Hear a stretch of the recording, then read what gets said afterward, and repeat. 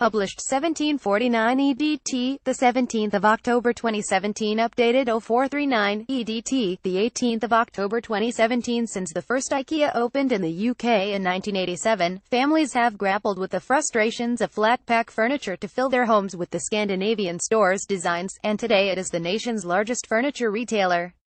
Now, to mark 30 years in Britain, Ikea has transformed a London house to recreate living rooms through the decades. Here, Sarah Rainey takes a look at the good, the bad, and the downright bizarre. The 1980 SFROM, the Jane Fonda workout video, and David Bowie vinyls on the bookcase to my weekly magazine on the table. This room is unmistakably 80s bold prints, clashing colors and statement furniture everywhere. Consumerism was on the rise in this era, and house Britons wanted to put what they owned on display.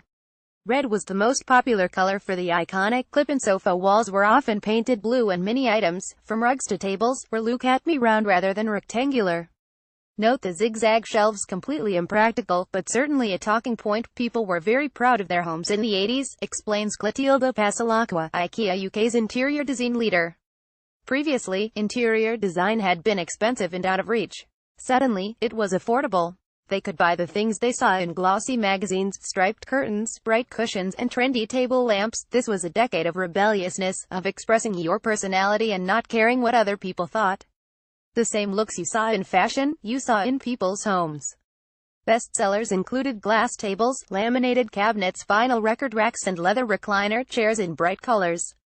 In this era, she explains, Ikea was mostly targeted at families who wanted pieces to be durable, rather than just cheap, so price tags were higher than today. People saw furniture as an investment, explains Clotilde. They wanted to pass things down, so the focus was on making it affordable yet high quality. The Billy bookcase cost £43 in 1987 and was already a hit. Today it costs £35 and one is sold every 10 seconds. The Lack coffee table was £18, today it's £5, while the clip-in sofa cost £299, now it's £159. The 80s room is also a reminder of styles coming back into fashion. The frosted glass table that was so popular in the 80s is going back on sale in February. The 1990s by the 90s, Ikea started to understand the British way of living. Laurent Tierson, Ikea's UK brand manager, explains they do more than 200 house visits a year to understand how people use the rooms in their homes. Entertaining was a big trend in this era. Sideboards, soft lighting lamps, and stackable tables handy for canapes or drinks were best sellers, as was glassware including champagne flutes. One of the iconic pieces of the decade was the PS 1995 clock, which came with an inbuilt liquor cabinet, another must for sociable homeowners. Colors were neutral magnolia walls, beige soft furnishings, and wood floors. Matching furniture was important, with coordinating cushions, curtains, and accessories such as these beanbags. Living rooms were clean and stripped back, says Clotilde. People had busy lives, there were more women than ever in the workplace, and home was a peaceful haven. Ikea also launched its children's range, called Mammoth, in 1994. The Lack coffee table, then £19, continued to be popular as a family staple. This decade also marked the growth of technology in the home. TVs had their own stands and sturdy desks were needed for computers.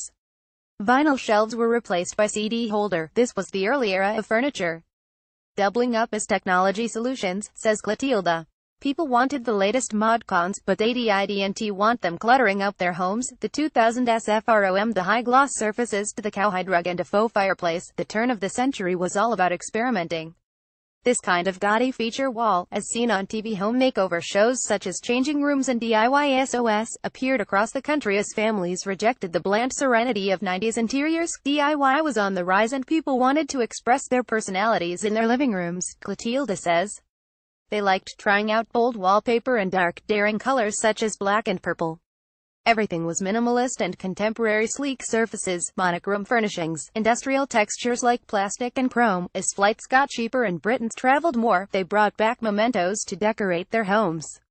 Glass-fronted display cabinets, whose popularity had waned since the 60s, were back in fashion. These were perfect for a well-traveled couple or family, explains Laurent, gesturing to a spotlit black wooden cabinet containing books, ornaments, and cocktail glasses. Combined storage solutions were popular, as people wanted to keep crockery alongside DVD collections. Entertaining moved to the kitchen, so living rooms tended to lack large tables and have small stools or footrests instead. As more people moved into cities and living space shrank, sales of light-optimizing mirrors boomed. From 2000, Ikea grew in popularity among the young, and students are now one of its main customer groups.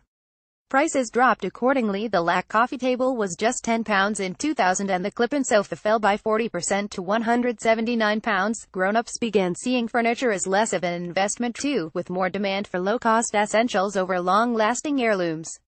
The future, with its clinical lighting, bleached furniture and hushed atmosphere, it may look a little like a dentist's surgery, but the home of the future has plenty of surprises in store. On one wall are flow-out light panels, motion-activated by sensors in the ceiling, which have modes including soft, sunset, white and dark. At present the panels, £55 for a 30cm square, are operated by a dimmer switch, but it is hoped in future we will control them with our phones. The home of the future is all about control. Homeowners want to be in charge with technology at their beck and call, says Clotilda. They're also conscious of the environment, saving energy and sustainability. There will be wireless charging, furniture, tables and chairs that charge our devices, and smart mirrors, which can also tell you the time, weather and what's on your to-do list. The room features 3D printed chairs, £150 each, made by a high-tech printer. There is a screen called a shadow tracker, which uses movement and temperature to create constantly changing digital art. The most eye-catching feature is the greenery-covered walls. These are hydroponics, specially cultivated plants that can be grown indoors if you don't have a garden. Clotilda says outdoor space will be even harder to come by in the future.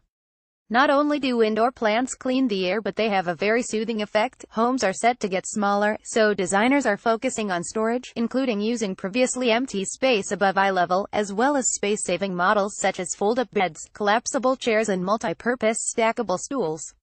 Some innovations, it must be admitted, are more exciting than others.